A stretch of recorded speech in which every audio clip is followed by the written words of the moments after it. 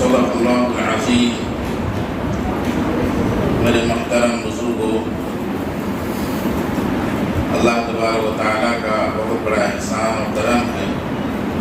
کہ اللہ تبارک و تعالیٰ نے ہم تمام لوگوں کو ایمان عطا فرمایا اور نبی پاک محمد رسول اللہ صلی اللہ علیہ وسلم سے ہمیں جوڑ کر رکھا اور ہمیں ایسا مقدس نبی عطا فرمایا کہ اگر ہم ان سے قریب ہوتے چلے جائیں گے اور ان کے اخلاق اپنے اندر پیدا کرتے چلے جائیں گے تو انشاءاللہ ہم اتنے قیمتی بن جائیں گے کہ اس کی قیمت کوئی دے نہیں سکتا۔ صرف اللہ رب العزت کی ذات ہے جو ہماری قیمت لگا سکتی ہے اور انہوں نے لگایا ہے۔ باقی دنیا کی کوئی بھی ہستی ہماری قیمت چکا نہیں سکتا۔ میں آپ تمام بھائیوں سے یہی کہنے کے لیے کہ اللہ تبارک و تعالیٰ نے ہمارے دلوں میں جو ایمان کی چنگاری عطا فرمائی ہے، یہ صرف ہم ہی کامیاب ہو جائیں اس لیے نہیں عطا فرمائی ہے، صرف ہم ہی سرخرو ہو جائیں اس لیے نہیں عطا فرمائی ہے۔ اللہ تبارک و تعالیٰ نے یہ جو دین دیا، یہ جو ایمان دیا، یہ جو نبی دیا، یہ جو قرآن دیا، یہ جو رسالت دی قرآن کے ساتھ نبی کو، یہ اس لیے نہیں دی کہ ہم میں سے ایک آدمی کامیاب ہو جائے، بلکہ اللہ تعالیٰ نے یہ رسالت نبی کو دے کر اس لیے بھیجا تاکہ صرف نبی کامیاب ہو جائے ایسا نہیں ہے، بلکہ پوری امت کامیاب ہو جائے، پوری انسانیت کامیاب ہو جائے، پوری انسانیت کی خیرخواہی، ہمدردی، محبت اور ایک دوسرے کا جو ہے خیرخواہی کرنے اور بھلائی کرنے کے لیے اللہ تبارک و تعالیٰ نے اس دین کو دیا اور اس نبی کو بھیجا ہے۔ میں آپ تمام حضرات سے یہ درخواست کرتا ہوں کہ اللہ تعالیٰ نے جب یہ چیز ہمیں صرف ہمیں بننے کے لیے نہیں دیا بلکہ ہم دوسروں کو بھی بنائیں اس لیے دیا، تو پھر ہم غور کریں اس بات پر کہ ہم نے آج ہماری اتنی عمریں ہو گئیں، ہم اتنا اللہ تبارک و تعالیٰ کا رزق کھا چکے، اللہ کی اتنی نعمتیں ہم پہن چکے اور استعمال کر چکے، تو آخر ہمارے ذریعے سے کتنے لوگوں کو فائدہ ہو، کتنے لوگ ہدایت پر آئے، کتنے لوگوں کو قرآن آ گیا ہماری وجہ سے، کتنے لوگوں کو ہم نے یہ بتا دیا کہ اللہ ایک ہے اور پھر اسے یقین بھی ہو گیا، اور پھر اس نے یقین کے بعد اللہ کا وہ عاشق بھی ہو گیا، پھر وہ نبی پر اپنی جان کو چھڑکنے لگا۔ اگر ہم ان چیزوں پر غور نہیں کریں گے تو میرے بھائیوں، جانور بھی کھاتا ہے، جانور اپنے لیے کھاتا ہے اور کھا کر دنیا سے رخصت ہو جاتا ہے۔ ہم اس لیے نہیں ہیں کہ ہم خود کھا کر اور اپنی زندگی اچھی طرح گزار کر اور یہاں سے چلے جائیں، صرف یہ مقصد نہیں ہے۔ اگر یہی صرف مقصد ہوتا تو قرآن کریم میں وہ آیت اللہ کو نازل کرنے کی ضرورت نہیں تھی جو اللہ نے کنتم خیر امۃ اخرجت للناس تأمرون بالمعروف وتنہون عن المنکر کا حکم فرمایا ہے کہ تم بہترین امت ہو، اور وجہ یہ ذکر فرمائی کہ تم اچھے کام کا حکم دیتے ہو، برائی سے روکتے ہو۔ تو صرف اچھائی کا حکم دیتے ہو اور برائی سے روکتے ہو، یہیں پر بات ختم نہیں ہو جاتی ہے، بلکہ پورے وسائل کے ساتھ آپ کوشش کرتے ہو۔ صرف ہم کسی سے کہہ دیں یہ کافی نہیں ہوتا ہے، اسی لیے نبی پاک صلی اللہ علیہ وسلم نے حدیث پاک میں ارشاد فرمایا من رأى منكم منکرا فلیغیرہ بیدہ فإن لم یستطع فبلسانہ فإن لم یستطع فبقلبہ، فرمایا کہ جس کسی نے کسی برائی کو دیکھا تو وہ ہاتھ سے روک دے، اگر ہاتھ کی طاقت نہیں ہے تو زبان سے روک دے، اگر اس کی بھی طاقت نہیں ہے تو اس برائی کو وہ برا سمجھے۔ یہ حضرت نبی پاک صلی اللہ علیہ وسلم نے ارشاد فرمایا ہے۔ تو میں جو کہہ رہا تھا کہ صرف ہم اچھے ہو کر دنیا سے چلے جائیں یہ کافی نہیں ہے، ہمیں اچھا بننا تو ضروری ہے، لازم ہے، فرض عین ہے، لیکن دوسروں کو اچھا بنانے کی ذمہ ذمہ داری بھی ہم ایمان والوں کے کندھوں پر اللہ نے رکھی ہے۔ چونکہ انبیاء چلے گئے تو انبیاء کا جو کام تھا وہ اس امت کے کندھے پر رکھ دیا اللہ تبارک و تعالیٰ نے، تو ہم میں سے ہر ایک کو فکر کرنے کی ضرورت ہے۔ جن کی عمریں گزر گئیں وہ بھی فکر کریں، اور جنہیں اللہ نے ابھی نئی جوانی دی ہے وہ بھی فکر کریں، اور جو بچے ہیں انہیں ہم فکر دلائیں، اور ہم اپنے گھروں کی عورتوں کو بھی فکر دلائیں کہ ہم صرف کھانے اور پینے اور رہنے کے لیے نہیں ہیں، بلکہ ہم پڑوس میں رہنے والے یا ہماری اولادوں کی مستقبل کی حفاظت کی ذمہ داری ہمارے کندھے پر رکھی گئی ہے۔ جب تک ہم اس بات پر اس کا چرچا نہیں کریں گے، اس پر غور نہیں کریں گے، تو ہمارے اندر وہ حوصلہ بھی پیدا نہیں ہوگا، وہ ارادہ بھی پیدا نہیں ہوگا۔ ہم تو یہ سوچ رہے تھے کہ شاید ہم کلمہ لا الہ الا اللہ پڑھنے کے بعد نیک ہو جائیں گے، نماز پڑھیں گے، روزہ رکھیں گے اور قرآن کی تلاوت کریں گے، اس کے بعد دنیا سے رخصت ہو جائیں گے تو ہمیں جنت ملے گی۔ ہم یہی سوچ رہے تھے، اور حقیقت بھی یہی ہے، اس میں کوئی شک نہیں ہے۔ لیکن اللہ تبارک و تعالیٰ کو اگر اس امت سے صرف اتنا ہی کام لینا ہوتا تو پھر اللہ تعالیٰ کو کنتم خیر امت نازل کرنے کی ضرورت نہ پیش آتی، اور پھر انبیاء کا سلسلہ بند کرنے کی ضرورت نہیں تھی۔ وہ قیامت تک جو ہے جاری رکھتے اس سلسلے کو، ان کا کیا مسئلہ تھا۔ لیکن اس امت کو اللہ تبارک و تعالیٰ نے صرف اسی لیے اس امت کو آخری امت اور نبی محترم صلی اللہ علیہ وسلم کے سلسلے کو ختم فرما کر اس کی ذمہ داری ہمارے کندھوں پر رکھی کہ ہم کام کریں۔ ہم اپنے گھروں سے لے کر، پڑوس سے لے کر، محلے سے لے کر، گاؤں اور بستیوں سے لے کر، اپنے شہر سے لے کر، صوبے سے لے کر، پورے ملک سے لے کر پورے عالم میں ہر فرد کی ذمہ داری ہے، ہر فرد کی ذمہ داری ہے۔ یہ نہیں ہے کہ صرف میرا گھر سدھر جائے، میرا گھر سدھرنا یہ تو میری ذمہ داری ہے ہی، اس لیے کہ کلکم راع وکلکم مسئول عن رعیتہ کا حکم حضرت نبی پاک صلی اللہ علیہ وسلم کی پیاری زبان سے نکلا ہے کہ تم میں سے ہر ایک ذمہ دار ہے اور اپنے ماتحتوں کے بارے میں اس سے سوال کیا جائے گا۔ لیکن نبی کی نبوت کے ختم ہونے کے بعد اگر ہم غور کریں گے تو اس امت کے ہر فرد پر پورے عالم کی اصلاح کی ذمہ داری عائد ہوتی ہے۔ اگر ہم غور کریں گے حقیقی معنی میں تو یہ ذمہ داری آخر کون لے گا؟ ہم دنیا سے رخصت ہو جائیں گے اور کل کو قیامت میں اللہ جب پوچھیں گے تو ہم کیا جواب دیں گے؟ اس لیے میرے بھائیوں، ہم لوگ چاہتے ہیں کہ اس مشن کو آگے بڑھایا جائے اور ہر ایک کو فکر مند کیا جائے اس معاملے میں۔ آج میں آپ کو بتا دوں کہ ہمارا ایک شرابی بھائی بھی اپنے بچے کی گمراہی سے راضی نہیں ہے، وہ یہ نہیں چاہتا ہے کہ میرا بیٹا بھی شراب پیے۔ پھر ہم لوگ اچھے لوگ اپنے بچوں کو بچانے کے ساتھ ساتھ دوسروں کو اگر نہیں بچائیں گے تو ہم ذمہ داری سے سبکدوش نہیں ہو سکتے ہیں۔ اس لیے میں آپ سے عرض کرتا ہوں کہ آپ تمام حضرات بار بار اس بات کی فکر کریں، محلوں میں رہ کر، گاؤں میں رہ کر، ہر جگہ چلتے ہوئے اس کی فکر دیکھیے۔ کمائی اللہ تعالیٰ پیسہ دے گا، اللہ تعالیٰ رزق دے گا، محنت ہماری ذمہ داری ہے، لیکن اس کے حصے کی تقسیم کر دی جائے کہ بھائی اس وقت ہم یہ کام کریں گے اور اس وقت یہ فکر کریں گے۔ اس میں کوئی وقت نکالنے کی ضرورت نہیں پڑتی۔ ہمارے 4 بزنس مین بیٹھے ہیں، 4 مزدور بیٹھے ہیں، آپس میں گفتگو کریں، میرے گھر کا ماحول بھائی کیا ہے، میرا بچہ ایسا ہو گیا، میرے پڑوس کا بچہ ایسا ہو گیا، میرے محلے میں تو یہ برائیاں ہیں، میرے محلے کی برائی کو ختم کرنے کا ذریعہ کیا ہے،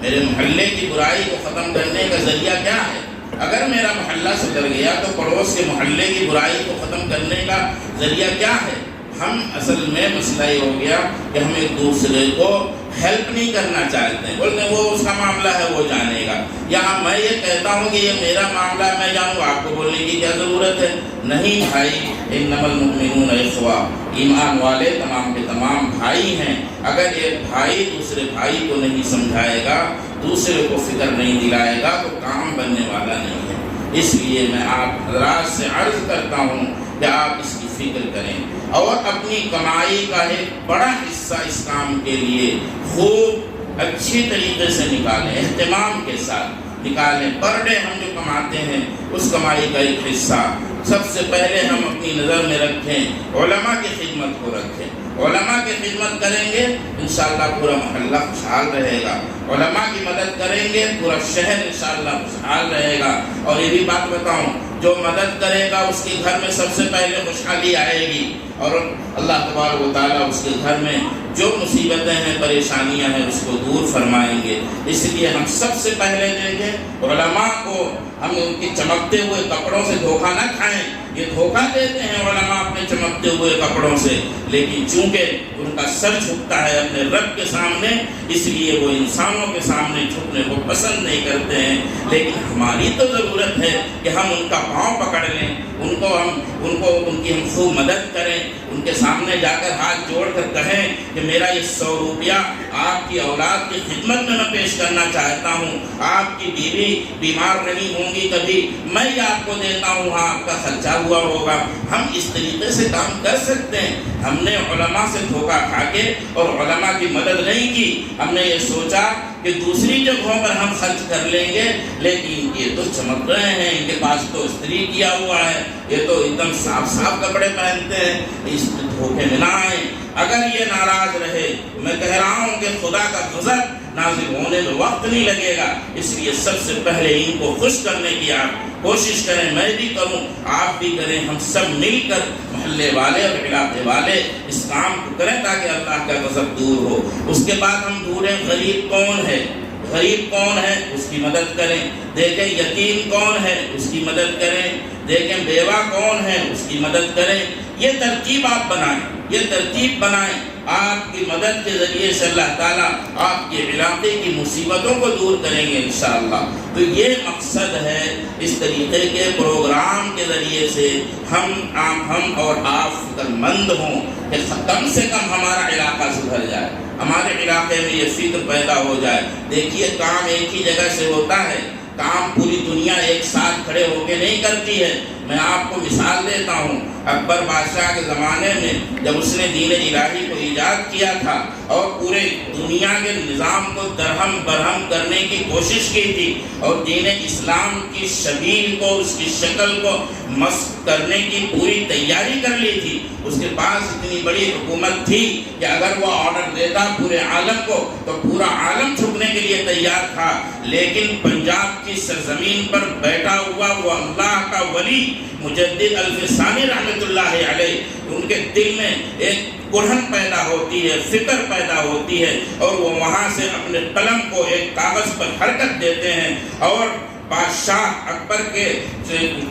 پاس بیٹھے ہوئے بڑے بڑے علماء میں سے چند لوگوں کے حضرت سے تعلقات تھے۔ حضرت نے انہیں کہا کہ دیکھو، اگر آج آپ نے اسلام کی آبرو کی حفاظت نہیں کی تو پوری دنیا کے اندر اسلام ختم ہو جائے گا۔ آپ کی ذمہ داری ہے، اگر آپ نے آج بادشاہ کو محبت سے روک لیا تو انشاءاللہ اسلام بچ جائے گا، ورنہ اسلام کی شبیہ بگڑ جائے گی۔ اس لیے کہ اس کی حکومت دنیا کے اکثر حصوں پر تھی اور وہ پوری دنیا پر بہت با اثر تھا۔ میں آپ کو ایک مثال دوں، امریکہ آج جو آرڈر دیتا ہے پورا عالم اس کا آرڈر مانتا ہے۔ ابھی چند دنوں پہلے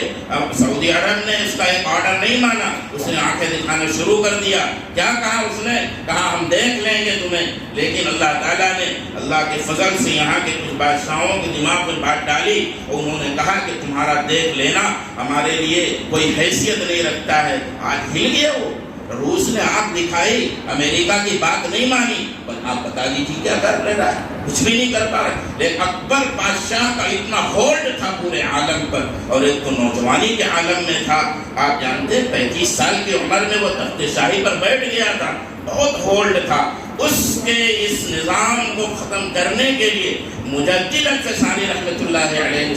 خطوط لکھے ہیں، قلم کو حرکت دی اور دل کے اندر جو روحانیت تھی اس کے ذریعے سے مجدد صاحب نے لکھا کہ اے میرے بھائی، اگر آج آپ نے ان کو نہیں روکا، بادشاہ سلامت کو نہیں روکا، تو پھر ہمارا دین جو اسلام ہے وہ ختم ہو جائے گا۔ تو فکر ایک جگہ سے ہوتی ہے، اللہ اس کی برکتیں پورے عالم میں دکھاتے ہیں۔ اس لیے میں چاہتا ہوں کہ آج آپ فکر کو شروع کریں اور فکر کریں دین کی حفاظت کی۔ بہت ہو گیا ہم سو چکے، لیکن اب بیدار ہو جائیں۔ ہر گھر کا ایمان والا، ہر گھر کا ذمہ دار بیدار ہو، اپنی اولادوں کو بیدار کرے، اپنی بیٹیوں کو بیدار کرے، اپنے بہنوں کو بیدار کرے، اپنی ماں اور اپنی بیویوں کو بیدار کرے۔ بیدار کرنے کے بعد انشاءاللہ دیکھیے کہ ہمارے محلے میں کیا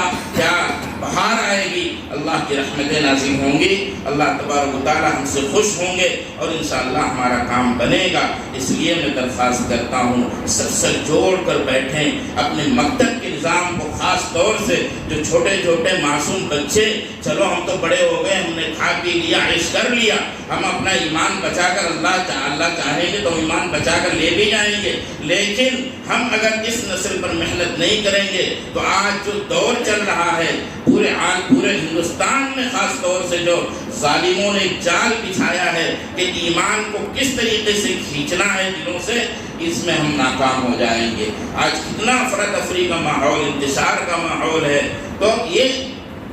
محنت کر رہے ہیں یہ لوگ، لیکن ہم لوگ خاموش بیٹھے ہوئے ہیں۔ نہیں، ہم بھی بیدار ہوں اور اپنی نسلوں کو بچانے کی فکر کریں۔ ہم اسکولوں میں ان کے حوالے کر کے ایمان کا سودا کر رہے ہیں اور ہماری غیرت جاگ نہیں رہی ہے۔ میں آج 7-8 سال سے یہ بات کہہ رہا ہوں مختلف جگہوں پر کہ ہم اور آپ ایک غیر کے ہاتھ میں اپنے بچے کی تربیت کا نظام دے چکے، پھر آپ اس کے ایمان پر کیسے یقین کر سکتے ہیں کہ اس کا ایمان بچے گا؟ پھر آپ کیوں رو رہے ہیں کہ ہماری بچیاں دوسروں کے ساتھ بھاگ جا رہی ہیں، جب ہم نے نظام تربیت انہیں دے دیا؟ صبح میں بھیجنے کے بعد دوپہر میں وہ آتی ہیں، چلو چھوٹی ہیں تو کوئی حرج نہیں ہے، لیکن بڑی ہونے کے بعد تو ان کے پاس سوچ بوجھ ہے، وہ غیروں کے ساتھ بیٹھتی ہیں، وہاں مشورہ ہوتا ہے، بات ہوتی ہے کہ میرے اور آپ کے مذہب میں، دین میں کیا فرق ہے؟ دونوں مذہب تو سیم ہیں، دونوں چیزیں تو برابر ہیں۔ تو اس طریقے سے وہ بہک جاتی ہیں، چلو ہم فرینڈشپ کر لیتے ہیں، دوستی ہوتی ہے، وہاں سے آگے پھر ارتداد تک بات پہنچتی ہے اور پھر ہماری بچیاں کچھ جو ہے دوسرے علاقوں میں بھاگ جاتی ہیں، پھر ہم فکر مند ہوتے ہیں۔ اس سے پہلے ہم کوشش کریں، ہم انشاءاللہ کوشش کریں گے تو ہمارے محلے کی حفاظت ہوگی اور اچھا کام بنے گا انشاءاللہ، اور ایک جگہ سے کام شروع ہوگا پورے عالم میں اللہ تعالیٰ کام کو پہنچائیں گے۔ اللہ ہمیں اخلاص عطا فرمائے۔ میرے بھائیوں، ہم اس وقت میں قاری فہیم صاحب بحانوی رحمۃ برکاتہم کو ہم سننے کے لیے بیٹھے ہیں۔ میں نے ان سے درخواست کی کہ بھئی کم سے کم 20-25 منٹ ضرور پڑھ دیں، لیکن قاری صاحب کی طبیعت ٹھیک نہیں ہے تو انہوں نے کہا بھئی میں 15 منٹ ہی پڑھوں گا، تو مجھے موقع مل گیا، میں نے کہا چلو تھوڑی دیر ہم بات کر لیتے ہیں۔ ہو سکتا ہے کہ دل کے اندر کا غم، ہو سکتا ہے کسی کو چنگاری لگا دیں اور کچھ کام ہو گئے، بس اس لیے بول رہا ہوں، مجھے کچھ مطلب نہیں ہے، آپ مجھے مولانا کہیں نہ کہیں، مجھے کچھ لینا دینا نہیں ہے، مجھے اس کی کوئی فکر نہیں ہے، لیکن میں چاہ رہا ہوں کہ ایک جو فکر ہے، جو غم ہے دل کے اندر، ہو سکتا ہے اس کی چنگاری کسی کے اندر پہنچ جائے اور وہ پھر کام کرنے لگے اور اپنا گھر سدھار لے، محلہ سدھار لے، اور پھر قیامت کے دن ہم تمام کے لیے وہ صدقہ جاریہ بن جائے۔ اس لیے میں حضرت قاری فہیم صاحب دامت برکاتہم کا بہت شکریہ ادا کرتا ہوں۔ وہ بہت تھکے ہوئے بھی تھے، لیکن میرے کہنے پر یہاں وہ تشریف لے آئے، مجھے بہت خوشی ہے اور بہت ہی انہیں مبارکباد دیتا ہوں کہ اللہ کے فضل سے یہ ہمارے گجرات کی سرزمین پر بار بار اب تشریف لا رہے ہیں، انشاءاللہ اور بھی آتے رہیں گے۔ اللہ نے ان کی زبان میں بہت ہی بلا کی جو ہے وہ کیا کہتے ہیں کشش دی ہے کہ جس کے ذریعے سے یہ دلوں پر قبضہ کر لیتے ہیں، دلوں کو جو کھینچ لیتے ہیں، اور پھر کیوں نہ کھینچیں، میرے پیارے آقا کی تعریف ہوتی ہے، میرے اللہ کی حمد ہوتی ہے، کیوں نہ کھینچ لیں، وہ ان کی ہی دی ہوئی یہ نعمت ہے، اور پھر انہی کی تعریف میں یہ اسے کھپا رہے ہیں، تو انشاءاللہ ضرور جو ہے وہ سما بنتا ہے، اللہ کے فضل سے وہ سما بنتا ہے اور لوگ ان کی طرف کھینچے چلے آتے ہیں۔ اللہ نے واقعتاً بہت کشش دی ہے، تو میں ان سے درخواست بھی کروں گا کہ وہ بار بار ہمارے علاقے میں تشریف لائیں۔ اصل میں میرے استاذ تھے حفظ کے حضرت مولانا صدر الدین صاحب، انتقال ہو گیا افریقہ میں، تو ان کے یہ بھتیجے ہیں، میرا بہت خاص لگاؤ ان کے ساتھ ہے۔ میں نے چاہا کہ گجرات میں خاص طور سے اپنے علاقے میں ضرور ان کے کچھ پروگرام ہوں اور یہ نعت نبی گنگنائیں اور ہمارے دلوں کو نبی پاک صلی اللہ علیہ وسلم سے اور جوڑیں۔ جڑا ہوا تو ہے، لیکن اس کو جوڑنے میں اور جو ہے ہمیں ہمت دیں کہ اور ہم جوڑیں تاکہ ہمارا کام بن جائے۔ یہ 7 بجے یہاں مسجد سے نکل جائیں گے 8 بجے ہم لوگ انکلیشور سے بھروچ کے لیے روانہ ہو جائیں گے. 8:45 بجے گاڑی ہے, انشاءاللہ انہیں گاڑی پہ بٹھا دیں گے. تو میں درخواست کرتا ہوں تشریف لائیں. بھائی دیکھو 7 بجے سے پہلے بیٹھنا نہیں ہے نا.